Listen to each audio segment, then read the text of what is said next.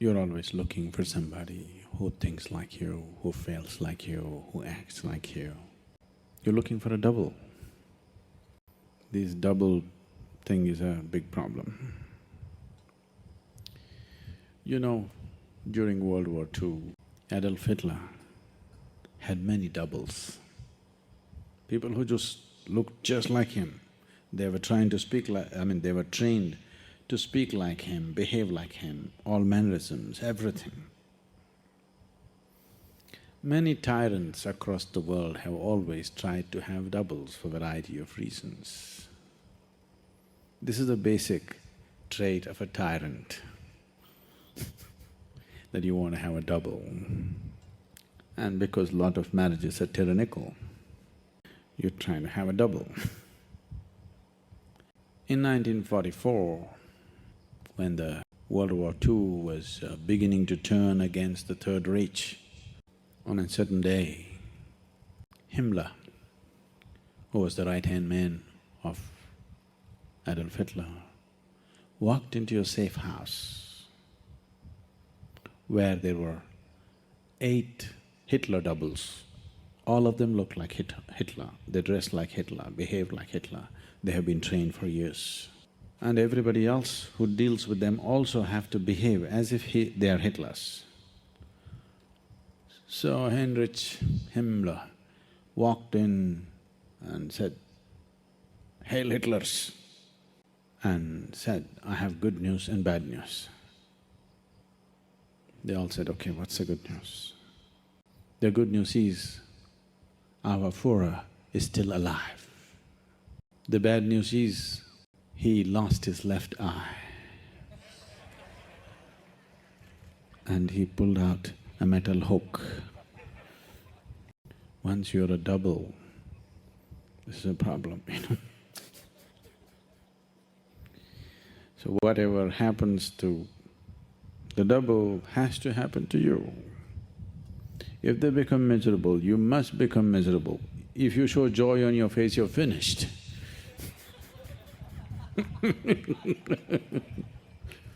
No? Yes? If your double is being miserable, you must also act miserable. Whether you are or not, it doesn't matter. If you show joy, then the double, you're not doing the double act properly. So, I do not know from what context, from what understanding of karma you're asking this. People whom you believe you love and people whom you believe you hate, with both of them there is a lot of karma. You may never meet that person, they're somewhere far away, but you hate them. Karma is not because of your engagement in life with something. Karma is because of the way you deal within yourself. It is something that you're doing to yourself. It is not something that life is doing to you. It is something that you're doing to yourself. So what kind of karma you do to yourself is your choice. We were looking at this as today. If you wish, you can become joyful. If you wish, you can become miserable. You can become blissful, you can become ecstatic. You can become utterly… you can cause agony to yourself without any reason. It's just you. So this must be understood. Karma means action. Whose action? My action. Or in other words, this is a great insight into life, that you understand your life is your making. It is your doing, it is not somebody else's doing. Only because it is your doing, only and only because it's your doing, there is room for liberation. If it was God's doing, how the hell are you going to break it? If the trap was God's trap, Creator's trap, there is no way you're going to break it, because it's your doing. That is why it can be undone. After all, it's your doing.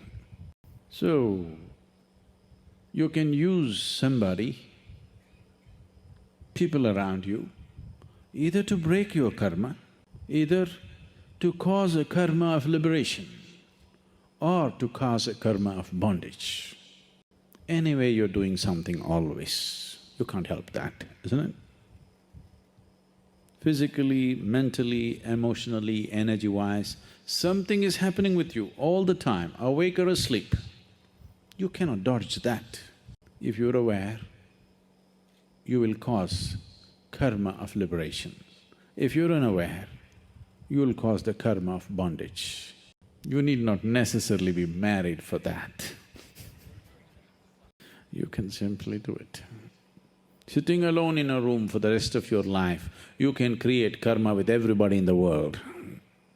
It doesn't take anything because it's something that you're doing within yourself.